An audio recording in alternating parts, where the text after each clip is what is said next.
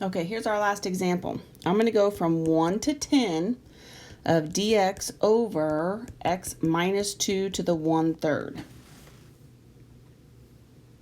Not super obvious, right? This looks like, all right, thank you for the integration problem. It looks totally legit. Do you see any issues? Yes, you guys are so good. I'm so impressed with you. I can't have a 2 in the denominator, and that's in my interval. So when you go to break this up, I'm actually saying from 1 to 2 of dx over x minus 2 to the 3rd plus from 2 to 10 of dx over x minus 2 to the 3rd. And then I work within each one of those. Do you see that? Yeah, so you find your issue and you break that up. Then I know my top bound is an issue, so I'm going to take the limit here as b approaches 2, coming in from small to big. So I'm coming in from the left, right? From 1 to b of 1 over x minus 2. And I'm actually going to write this. I changed my mind.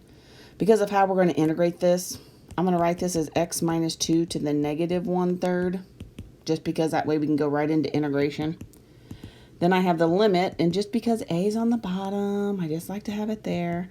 I'm approaching that from big to small, so I'm approaching it from the right, of a to 10 of the same thing, x minus 2 to the negative 1/3 dx. Now the beauty of these problems, like what we said before, is once you solve one integration, you automatically know the other.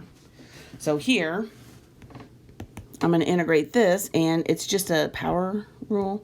So if I add 3 over 3 to this, then I know I have the limit as b approaches 2 from the left, and I have x minus 2 to the positive 2/3, so I need to 1 over that, so 3/2 in front, right? There's no need for a u sub here. It's x minus 2. Don't get crazy on that. We're good. 1 to b. Plus, now here's the beauty of this one. I just did that integration. I'm going to do that again. I know it's going to be 3/2 x minus 2 to the 2/3, but this time I'm going to take it from a to 10. Right? Okay. So let's scoot this up here. And fundamental theorem of calculus. The limit as b approaches 2 from the left of 3/2 b minus 2 to the 2/3 minus 3/2. Then 1 minus 2 is a negative 1 to the 2/3 power. Right? Plus the limit as a approaches 2 from the right of 3/2 times 10 minus 2. Are you okay if I just say 8? Right? 10 minus 2. We're plugging a 10 in there. 10 minus 2 is 8. So 8 to the 2/3 power minus a 3/2 a minus 2 to the 2/3 power. Right? Okay. Now,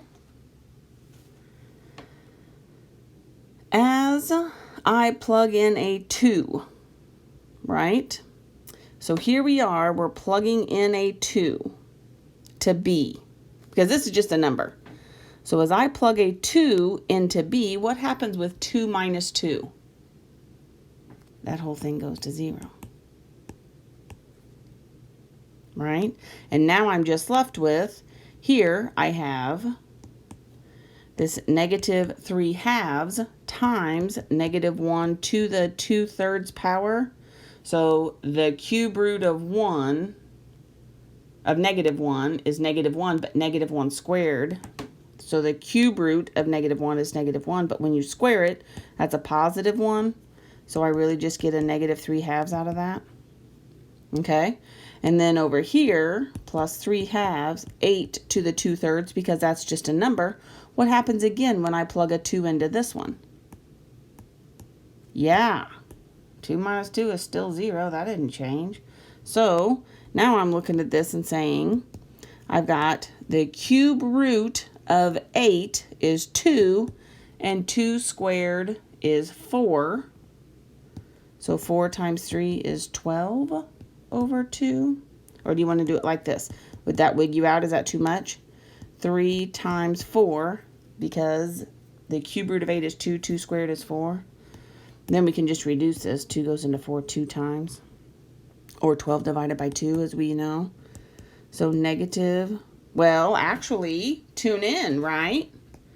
We want to do some number sense. We talk about that all the time. Let's take advantage of it. I already have a common denominator. I got to put these things together, and it's a common denominator, so why would I switch that up? I wouldn't. So negative 3 plus 12 is a 9. We get rid of that common denominator, we'd have to bring it back, so let's just leave it. And it's an actual number, so we know it converges. Okay, right? So the moral of the story, improper integrals always are definite integrals. They always have bounds. You are charged with determining if your improper integral is improper. Now, if it has an infinity, that's super obvious, right? But if it doesn't, like this problem, especially when it's in the middle, just do a quick mental check. Oh, is it my denominator going to make something wonky donkey in there? And then you know how to approach it. All right? Cool. Okay, integration is awesome. Keep it up.